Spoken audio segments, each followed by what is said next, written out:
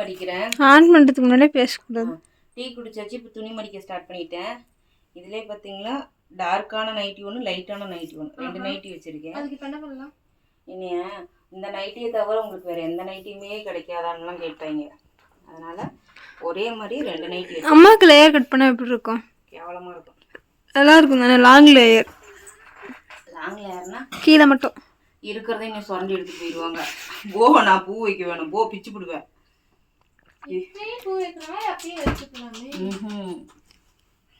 எங்கள் மேம் அப்படி தான் கட் பண்ணிட்டு வருவாங்க. நான் இன்னைக்கு போயிட்டு இன்னைக்கு எப்படின்னு பார்த்துட்டு பரண்டை பொடி ரெடி பண்ணுற ஒர்க் இருந்துச்சுன்னா அது முடிச்சுட்டு திருப்பூர் போயிட்டு கஸ்தூரி அவங்க அம்மா பார்த்துட்டு அவங்களோட ஜாலியாக ஜூஸ் அதெல்லாம் குடிச்சிட்டு அப்படியே ஹோட்டலுக்கு 2 பேர் நாங்கள் நேற்றே பிளான் பண்ணிட்டோம். ஹோட்டலுக்கு போயிட்டு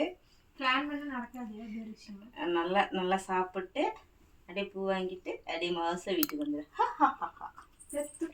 செருப்பு கேட்டுட்டு இருக்கேன். நான் அந்த செருப்பு எப்போ போகும்னே தெரியல. கேளுங்க, கேட்டோடனே உடனே கிடைக்கிறனால தானே உங்களுக்கு ஏன் அருமை தெரியும். எப்பவோ செருப்பு கேட்டேன். அந்த செருப்பை நீ வாங்கி தரேன்னு ப்ரௌன் கலர் செருப்பு தூக்கியே போட்ட. நானும் வாங்கி தரணும்னு தான் ரக்ஷு இருந்தேன். நீங்க என்ன ரக்ஷு வாங்கி தர மாதிரி எனக்கு ஃபேவரா பண்ணிட்டு இருக்கீங்க சொல்லுங்க. நேற்று ஹோம் லோன் 10,000 அந்த இதுக்கு 6,200 கட்டிட்டேன். இப்போ இன்னைக்கு HDFCக்கும் கிரெடிட் பிக்கும் கட்டணும். என்ன பண்ணுவ? யார் கொண்டாந்து தருவா? கொஞ்சமாக அதை ஹெல்ப் பண்ணுறீங்களா? அப்படியே அவ்வளோ சீன் போட்டுட்டு பறக்குறீங்க. எனக்கு மட்டும் என்ன வந்துச்சு? உங்களுக்குலாம் கேட்ட உடனே செய்யறதுனால தான் உங்களுக்கு வந்து பணத்தோட அருமையும் தெரில, அம்மாவோட கஷ்டமும் தெரில. அம்மாவுக்கு பர்சுலேருந்து 100 ரூபா பணம் எடுத்தா அந்த 100 ரூபா அம்மா பர்சுக்கு எப்படி வருதுன்னு யோசிக்கிறீங்களா ஃபர்ஸ்ட்டு? அதை யோசிச்சிங்கன்னா நீங்கள் இப்படி வாய் பேச மாட்டீங்க. இது யோசிக்கிறதே கிடையாது. என்ன பண்ணட்டும்? செருப்பு வேணும், பேக் வேணும். இப்போ பேசுங்க, வாய் தரங்க, இப்போ பேசுங்க.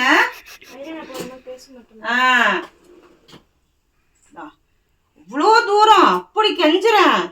கொஞ்சம் என்னால் இதையும் ரெடி பண்ணி லீவு நாள் தான் கேட்குறேன். உங்களுக்கு சும்மா நாளில் நான் லீவ் போட சொல்லி என்றைக்குமே நான் உங்களை கேட்டதே கிடையாது.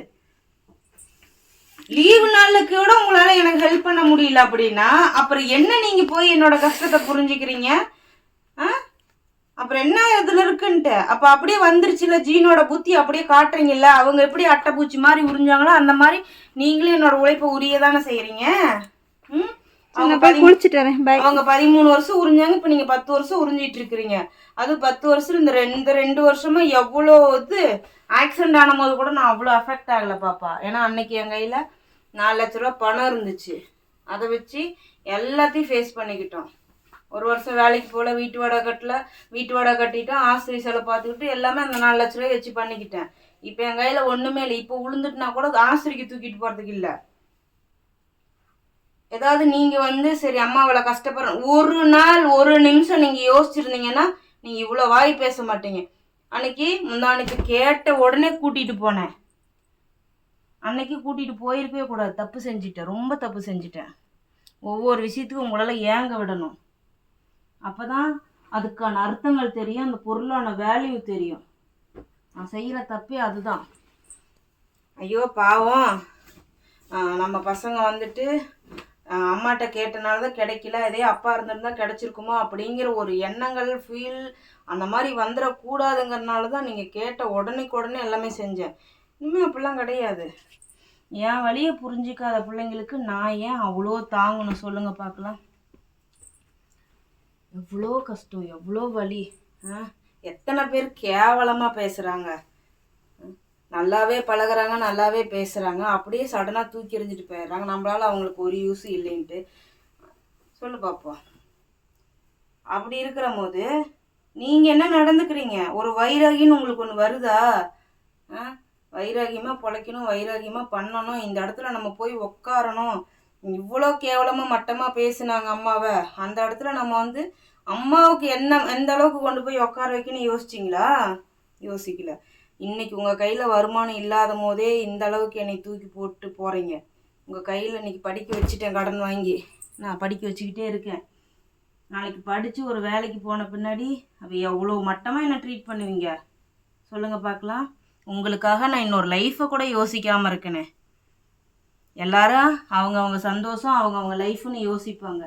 என் பிள்ளைங்களுக்காக நான் இன்னொரு லைஃப்பை கூட யோசிக்காமல் இருக்கேன். ஏன்னா எனக்கு என்ன, எந்த ஒரு இதுவுமே வராது, எந்த ஒரு ஆசையும் இருக்காது, எந்த ஒரு பாசமும் இருக்காது, எந்த ஏக்கமும் என் மனசுக்குள்ளார இருக்காது.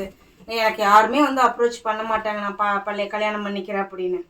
ஆனால் உங்களுக்காக தான் எல்லாமே. எங்கள் அப்பா எனக்கு 24 வயசில் பண்ணி வைக்கிறேன்னு சொன்னும் போது கூட நான் மாட்டேன்ட்டு வந்தது உங்களுக்காக தானே.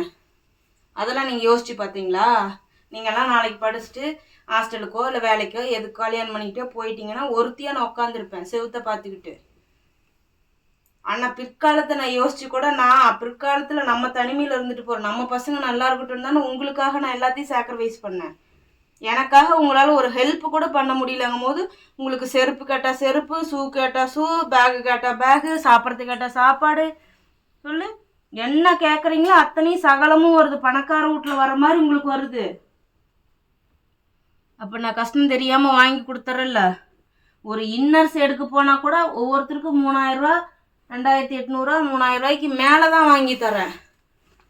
எனக்கு இல்லைனா கூடன்னு எனக்கே ஃபேண்ட்டு வருஷ கணக்காக யோசிச்சு அன்னைக்கு போய் 3 ஃபேண்ட் எடுத்துகிட்டு வந்தேன். அப்படி தான் நான் என்னோடதை யோசிக்கிறேன். எனக்கு வந்து சுயநலமாக யோசிக்க தெரியல. ஆனால் நீங்கள் 2 பேரும் நல்லா சுயநலமாக யோசிக்கிறீங்கல்ல. ஒரு நாளாவது அம்மாவோட வருத்தத்தை நீங்கள் யோசிச்சு பார்த்துருப்பீங்களா? இது வேணும் அது வேணும்னு கேட்க மட்டும் உங்களுக்கு தெரியுதுல்ல. சொல்லு, வெளுத்து போன நைட்டியை போட்டுக்கிட்டு என்ன எனக்காக நான் பண்ணிக்கிட்டேன்? உங்களுக்கு விதவிதமாக வாட்சி, ஒன்று இல்லைனாலும் ஒன்று கட்டிக்கிற வாட்சி. ஆனால் எனக்கு ஓடாத வாட்சி, உடஞ்ச வாட்சை கட்டிக்கிட்டு நான் சுற்றிக்கிட்டு இருக்கேன். அந்த அளவுக்கு நான் இருக்கேன் உங்களை யோசிச்சு. ஆனால் நீங்கள் என்னை யோசிக்க மாட்டேங்கிறீங்க. இதுதான் பெத்தவங்களுக்கும் பிள்ளைங்களுக்கும் உள்ள வித்தியாசம். அது அப்போவே படம் எடுத்து வச்சாங்களே, பெத்தவ மனசு பித்து புள்ள மனசு கல்லுங்கிற மாதிரி. உண்மைதான், கரெக்டாக தான் பாடலாம் எழுதியிருக்காங்க. புரிஞ்சிக்க தான் ரொம்ப லேட் ஆகுது. நேற்று கூட ஒருத்தவங்க ஃபோன் பண்ணி, நம்ம பிள்ளை ஃபஸ்ட் ஸ்டாண்டர்ட் தான் போகிறா, ஆனால் என் கஷ்டத்தை புரிஞ்சுக்கிறா. அவள் ஜட்டி அவளுக்கு ஓட்டையாக போயிருச்சாம்மா. இல்லை சாமி, நானே ஓட்டை ஜட்டி தான் போட்டிருக்கேன், என்ன பண்ணுறது, என்கிட்ட காசு இல்லைன்னு சொன்னோன்னே, சரி நீங்கள் காசு இருக்கும்போது எடுத்துட்டாங்கன்னு அந்த பிள்ளை சொல்லுது அப்படின்னு என்கிட்ட பெருமையாக பேசுகிறாங்க. சொல்லு, நம்ம அப்படியா? ஜட்டி வெளுத்து போச்சுமா ஜட்டி, பிரைசர் வெளுத்து போச்சுமா பிரைசர், அப்படியே அத்தனையும் செஞ்சுமே கடைசியாக கவிதை கெட்டவ தானே. உங்களுக்கு செஞ்சு கெட்டவளாகிற, செய்யாமலே நான் கெட்டவளாக போயிட்டு போகிறேன்.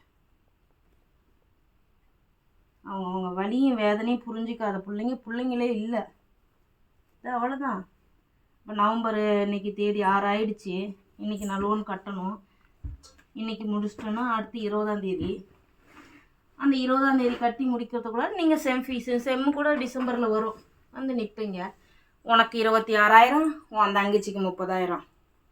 யார் தருவா? உங்கள் அப்பா சம்பாரிச்சு கொடுத்துருக்காங்களா? எங்கள் அப்பா சம்பாரிச்சு கொடுத்துருக்காங்களா?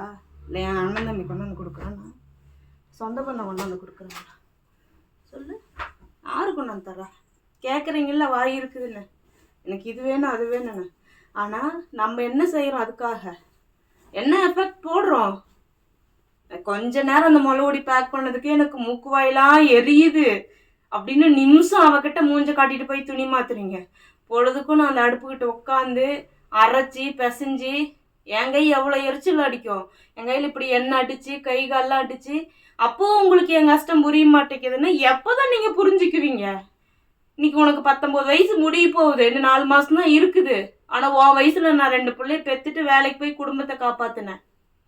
என் தலையெழுத்து அப்படி, உங்கள் தலையெழுத்து இப்படி உக்காந்துக்கிட்டு சொய்யாரமாக பேசிக்கிட்டு எனக்கு என்ன செஞ்ச, எனக்கு ஏன் செய்யலை, எனக்கு இது வாங்கித்தா அது வாங்கித்தான்னு மட்டும் கேட்க தெரியுது. வெறுத்து போச்சு பாப்பா, சுத்தமாக மனசு வெறுத்து போச்சு. இருக்கேன் அவ்வளோதான். என்னை நம்பி 10 லட்ச ரூபா கடன் கொடுத்துருக்கான் பேங்க்காரன். தனி பொம்பளைன்னு கூட பார்க்காம என்னோட வரவு செலவு பார்த்து எனக்கு கடன் கொடுத்துருக்கான். அந்த கடனை நல்லபடியாக அடைக்கணும். உங்கள் அத்தைக்கு 50,000 கொடுத்துட்டேன், யாருக்கிட்டையும் நான் வாங்கி கொடுக்கல. என் வண்டி புக்கு வச்சு நான் உங்கள் அத்தைக்கு 50,000 கொடுத்துட்டேன். உங்கள் அத்தை மூலிமா இன்னும் 1 லட்ச ரூபா வாங்கியிருக்கேன். அதையும் நான் பேங்க் கடனையும் கட்டிட்டுனா என் வாழ்க்கையை முடிச்சுட்டு போயிட்டே இருப்பேன். இவ்வளோ கஷ்டம்லாம் படவே மாட்டேன். எதுக்காக கஷ்டப்படணும் சொல்லு? 4வது 5வது படிக்கிற பிள்ளைங்க கூட போய்ப்பார். காலேஜ் போயிட்டு வந்துட்டா எத்தனை பிள்ளைங்க போய் அவங்க அப்பா அம்மா கூட கம்பெனியில் உட்காந்து எவ்வளோ ஃபாஸ்ட்டாக அடிச்சு என்னோட செலவு நான் பார்த்துக்கிறப்பா, நீ வீட்டு செலவு பாருப்பா, நீ வீட்டு செலவு பாருமா அப்படின்னு எத்தனை பிள்ளைங்க. உங்கள் கூட படித்த பிள்ளைங்களே எத்தனை பேர் வேலைக்கு போகிறாங்க பார்ட் டைமா. ஏன்னா உங்களை வேலைக்கு போக சொல்லி துன்புறுத்துறானா? நான் செய்கிற வேலையில் நீங்கள் ஹெல்ப் பண்ணுங்க. இதில் நம்ம கோல் அச்சீவ் பண்ணுவோம், நல்ல இடத்துக்கு போவோம். ஒருத்தங்கிட்ட போய் நம்ம அவங்ககிட்ட திட்டு வாங்கிட்டு 4000க்கு 3000க்கு அவங்ககிட்ட கஷ்டப்பட வேண்டாம். நம்மளோட தொழில் நமக்கான தொழில் ஒன்று இருக்குது, அதை கரெக்டாக நம்ம கொண்டுட்டு போனால் போதும். யாருக்காகவும் பயப்படுறதில்ல. சடனாக கடனை கட்டி முடிச்சுட்டு நிம்மதியாக சந்தோஷமாக வாழலாம் அப்படின்னு நான் எவ்வளவோ போராடுறேன். நான் ஒருத்தி மட்டும் 6 பேர் 3 பேர் சேர்ந்து 6 கை தட்டினா சவுண்டு வருமா, இல்லை ஒருத்தர் 2 கை தட்டினா சவுண்டு வருமா? அதுதான் நான் உங்ககிட்ட கேட்குறேன். 6 பேர் 3 பேர் சேர்ந்து 6 கையை தட்டுவோம் பாப்பா, சீக்கிரமாக ஜெயிப்போம் பாப்பா. இவ்வளோ பண்ணிட்டேன் பாப்பா, இவ்வளோ கடனும் உங்களால் தான் பாப்பா, என்னாலாம் இல்லை. நீங்கள் என் கூட வராமல் இருந்திருந்தீங்கன்னா எனக்கு இவ்வளோ கடன் தேவைப்படாது, உங்களுக்கு ஃபீஸ் கட்டணுங்கிற அவசியம் இருக்காது, இத்தனை துணிமணி வாங்கணும்னு அவசியம் இருக்காது, சொந்த வீடு கட்டணும்னு அவசியம் இருக்காது. எனக்கு மாதம் 4000 5000 வந்தால் போதும், தின்னுட்டு என்னால் முடிஞ்சால் வாழையும், முடியலன்னா ஏதோ ஒரு பக்கம் போய் செத்து தொலைஞ்சிருவேன். உங்களுக்காக தானே பாப்பா இவ்வளோ கஷ்டப்பட்டுட்ருக்கேன், இவ்வளோ அவமானம், இவ்வளோ அசிங்கம், எவ்வளோ அசிங்கப்படுறேன். கொஞ்சம் அசிங்கமாக குறைஞ்ச அசிங்கமா அவ்வளவும் படுறேன். ஆனால் உங்களுக்கு அதை பற்றியெல்லாம் ஒரு வருத்தம் இருக்கா? நமக்காக தானே ஓடுறாங்க, நமக்காக தானே பண்ணுறாங்க. இன்னும் நான் இன்னொரு குடும்பம் எனக்கு இருக்குதா, இன்னும் 4 குழந்தை குட்டி இருக்குதா சம்பாரிச்சு அவங்களுக்கு கொண்டு போய் கொடுக்க, இல்லை நாளைக்கு செத்த பின்னாடி எல்லாத்தையும் நான் தூக்கிட்டு போகிறேன்னா? நான் பட்ட கஷ்டம் என் அப்பா வீட்டில் இருக்கும்போது ஒரு நேரம் ரேஷன் அரிசி சோறு கூட எனக்கு கிடைக்காது. வெறும் தேங்காவையும் இளநியும் வெட்டி குடிச்சிட்டு நானும் எங்கள் அண்ணனும் உயிர் வாழ்ந்த காலமெலாம் இருக்குது. அந்த நிலமை உங்களுக்கு வந்துடக்கூடாதுன்னு இன்னி வரைக்கும் ஒரு நாள் ஒரு ரேஷன் அரிசி வாங்கி நான் ஆக்கி போட்டது கிடையாது. அரிசி 1800 போட்டு தான் எடுப்பேன். திங்கிறது 4 வாய் சோறு, அது நல்ல சோறாக திங்கணும்னு யோசிப்பேன் நான். அப்படி புத்தி தான் என்னோட புத்தி. பணத்தை சேமித்து வைக்கணுங்கிற புத்தி எனக்கு இல்லை. பசங்க சந்தோஷமாக இருக்கட்டும், பசங்க சந்தோஷமாக இருக்கட்டும். பசங்க பசங்க பசங்க பசங்க கருமம். என்னால் அதுலேருந்து மாறியே தொலைய முடிய மாட்டேங்குது. மடித்ததில் கூட உங்கள் துணி தான் ஃபுல்லாக இருக்குது. என் துணி பார் 3 டாப்பு என்ன மொத்தம் இருக்குது, ஒரு நைட்டி 3 டாப்பு. இப்படி தான் பாப்பா சொல்லி அவங்களுக்கு உரைக்கக்கூடாது, சொல்லாமலே புத்தி கெட்டணும். உங்களோட படித்த பிள்ளைங்க எத்தனை பேர் கல்யாணம் பண்ணிட்டு போய் இன்னைக்கு குழந்தை பெற்றுட்டாங்க? உங்களை என்ன அப்படியே கல்யாணம் பண்ணி வச்சு உங்களை துன்புறுத்துறேன்? எவ்வளோ ஃப்ரீடம் கொடுக்குறேன், அந்த ஃப்ரீடத்தை நீங்கள் எப்படி யூஸ் பண்ணுறீங்க? பேசி ஒரு யூஸ் இல்லை. அப்படியே பேசுனா பொறத்திங்க மாதிரி உட்காந்துருப்பாளுங்க. செய்கிற தப்பையும் ரியலைஸ் பண்ண மாட்டாங்க. இல்லைம்மா இனி அப்படி நடக்காதுன்னு சொல்ல மாட்டாங்க. சொன்னாலும் ஒரு பிரயோஜனமும் இருக்காது.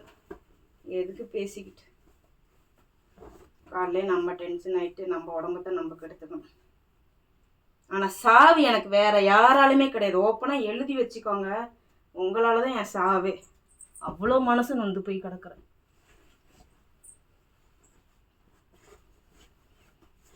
உங்களுக்காகவே எல்லாம் பண்ணி தான் எவ்வளோ சீக்கிரம் என் உசுறு போகுமா தெரியல. அந்த ஆண்டவனுக்கிட்ட தெரியும், போகிற அன்னைக்கு தெரியும். நான் இருக்கும் போதே ஒரு தாய்ப்புல ஒரு நேரம் கூப்பிட்டு ஒரு வாய் சோறு போடுறதுக்கோ இல்லை ஃபோன் பண்ணி நல்லா இருக்கிறேன்னு கேட்கவே யாரும் இல்லை. ஒருத்தி இல்லைன்னா அப்புறம் தெரியும் உங்களுக்கு. புரிஞ்சுக்கு புத்தி உள்ள பிள்ளைங்களா இருந்தால் புரிஞ்சுக்கிட்டு அதுக்கு தகுந்த மாதிரி அம்மா சேர்ந்து ஓடுவோமா, சேர்ந்து செய்வோமா, சேர்ந்து பண்ணுவோமா அப்படின்னு முன்னாடி வருவாங்க. எனக்கு என்ன கேட்டால் வந்துடுது, திங்கிறோம், அவ்வளோதான், போகிறோம் வர்றோம் அப்படின்னு நீங்கள் இருக்கிறீங்க. நான் என்ன பண்ணட்டும்? யாருக்காவது வேணும்னா எனக்கு இது வேணும், இது பண்ணணும். ஆனால் அதை செய்யறதுக்கு அவள் கையில் காசு எங்கேருந்து வருங்கிறத யோசிக்க மாட்டேங்கிறீங்க. ஒரு வீடியோ பண்ணலாம், அந்த சேனலில் ஒரு வீடியோ போட்டது கிடையாது, ஒன்றும் கிடையாது. எத்தனை மாதம் அது ஆச்சு சொல்லுங்கள்? யாருக்காவது அதை பற்றி ஒரு கவலை இருக்கா? சேனல் மானிட்டைசர் ஆச்சு, ஆனால் இன்னும் மாத சம்பளம் எடுக்கலை. கடவுள் ஒரு வாய்ப்பு எல்லாத்துக்கும் அந்த ஒரு வாய்ப்பை கொடுக்க மாட்டாங்க, நமக்கு கொடுத்துருக்காங்க. அதை நல்ல விதமாக பயன்படுத்திக்கோங்க. எவ்வளோ சொல்லியிருக்கேன், சொல்லி ஒரு யூஸும் கிடையாது. சும்மா நம்ம தான் பேசிட்டு கெட்டவளாக போகிறோம். தினம் அப் அண்ட் டவுன்ஸ். உங்களுக்கு நான் கொண்டாந்து விடுறதும் வண்டிக்கு பெட்ரோல் செலவு, உங்கள் பஸ் செலவுக்கு சாலிடாக ஒரு நாளைக்கு 200 வேணும். நீ வேலை செஞ்சாலும் சரி, செய்யாட்டியும் சரி, தின்னாலும் சரி, திங்காட்டியும் சரி, இந்த 200 எங்கேருந்து வரும்? சொல்லு, யார் சம்பாரிச்சு கொண்டாந்து தரா? நீங்கள் சம்பாரிச்சு கொண்டாந்து தரீங்களா? இல்லை உங்கள் அப்பா அம்மா உங்கள் அப்பா சம்பாரிச்சு கொண்டாந்து கொடுக்குறாங்களா? இல்லை ஏன் அப்பா அண்ணன் தம்பி கூட சம்பாரிச்சு கொண்டாந்து கொடுக்குறாங்களா? அந்த 200 கவிதா பரிசுலேருந்து எடுத்தாதான். அந்த கவிதா பரிசுக்கு அந்த 200 வர கவிதா எவ்வளோ கஷ்டப்படணும்? அதெல்லாம் எங்கே போய் உங்களுக்கு புரியுது? அதெல்லாம் புரியாது. புரிகிற குழந்தைங்களுக்கு புரியும். இந்தா நேற்று ஒரு பாப்பா மெசேஜ் போட்டிருந்து, எங்கள் அப்பா சீட்டாடி 70 கோர்ஸ் வந்து கடனாயிடுச்சு, அக்காவுக்கு பிசிஓடி, அம்மாவுக்கும் அப்பாவுக்கும் அம்மாவுக்கும் இது தம்பிக்கு மூளை வளர்ச்சி இல்லை அப்படின்னு. அந்த மெசேஜ் நீ தானே படித்த. அந்த பொண்ணு அவள் குடும்பத்துக்காக எப்படி யோசிக்கிறா? நீங்கள் என்ன யோசிக்கிறீங்க? உங்களை மலையை தூக்கி போட சொல்ல, கூட இருந்து ஒரு துரும்ப தூக்கி போடுங்க, எனக்கு கொஞ்சம் சப்போர்ட்டாக இருக்கும்னு தான் நான் யோசிக்கிறேன். உங்களை மலையை தூக்கி போட சொல்லியோ இல்லை எனக்கு சம்பாரிச்சு கோடி கோடியாக கொண்டாந்து கொடுக்க சொல்லியெல்லாம் நான் கேட்க கிடையாது. ஒரு பேக்கிங் பண்ணனா அதுக்கு கெஞ்சணும், அதுக்கு நீங்கள் போட்டுக்கிற சவுண்டு இருக்குது சாமி. ஏதோ சொந்த வீடுங்கிறனால சத்தம் போட்டாலும் யாரும் வந்து கேள்வி கேட்க மாட்டாங்க. இதே வாடகை கூட இருந்தால் என்ன எப்போ பார்த்தாலும் 3 பொட்டச்சி இருக்காளுங்க, சத்தமாக கிடக்குது, குடும்பமாக வேறு எதுமானு கேட்டுட்டு போயிடுவாங்க.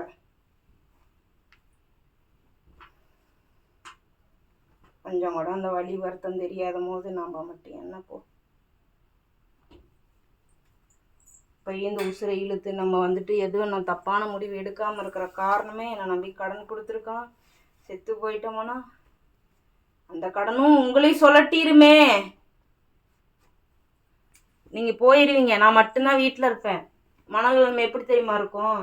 யோசிப்பேன் எல்லாத்தையும், எதுக்கடா அந்த வாழ்க்கை வாழ்கிறோம் அப்படின்னு. ஒரு சில நாள்லாம் அதுக்கான முடிவெல்லாம் கூட எடுப்பேன். எடுத்துட்டு அடுத்த செகண்ட் யோசிப்பேன், வேண்டாம் நம்ம செத்துட்டோன்னா என் அம்மா என்னை விட்டுட்டு போனால தான் இன்றைக்கி நான் இவ்வளோ கஷ்டப்படுறேன். நான் விட்டுட்டு போய் என் பிள்ளைங்க கஷ்டப்படக்கூடாது, நாளைக்கு கடங்காரம் உங்களை சுற்றக்கூடாது. இவ்வளோ கஷ்டப்பட்டு இந்த 10 வருஷம் நான் கொண்டுட்டு வந்து ஒரு பிரோஜனமும் இல்லாமல் போயிருமே அப்படின்னு யோசித்து பார்த்துட்டு அந்த முடிவை தூக்கி போட்டு போவேன் அடுத்த இடத்துக்கு.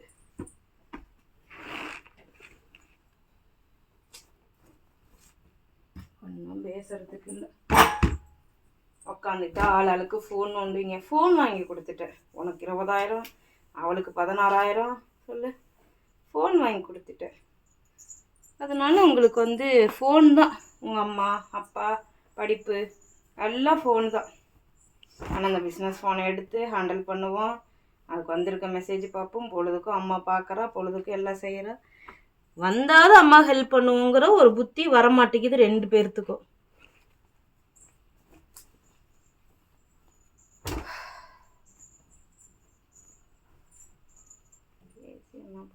ஒரு பிரோஜனமும் இல்லை. இன்னும் ஒன்று மட்டும் கேட்காம இருக்கீங்க, கை நீட்டில் அது போக போக நடந்துடும். அப்புறம் உன் சொகத்துக்கு பெத்த நீ கூட்டிகிட்டு வந்த, நீ வளர்த்தித்தான் ஆகணும், செஞ்சுதான் ஆகணுங்கிற மைண்ட் செட்டில் இருக்கிறீங்கன்னு நினைக்கிறேன். அது மட்டும் நல்லா தெரியுது. என் சொகத்துக்கெலாம் நான் பெற்றுக்கல. உங்கள் அப்பனோட கட்டாயம் கையும் காலையும் கட்டி போட்டு அவ்வளோ கொடுமைப்படுத்தி அப்படி தான் உங்களை பெற்றெடுத்தேன். இன்னும் எல்லாரும் மாதிரி சந்தோஷப்பட்டு விருப்பப்பட்டாலும் உங்களை நான் பெற்று எடுக்கவே முடியாது. அவ்வளோ கஷ்டப்பட்டு தான் நான் பெற்றெடுத்தேன். அதுவும் பிள்ளையா பிறந்துருச்சுன்னு பண்ணின கொடுமையும் டார்ச்சர் இருக்குதே சாமி.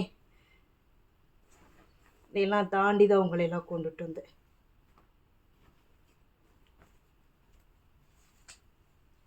எங்கள் என்னோடய போகட்டும். ஷேர் பண்ணி மட்டும் என்ன பிரோஜனம்? ஒரு பிரோஜனம் இல்லை.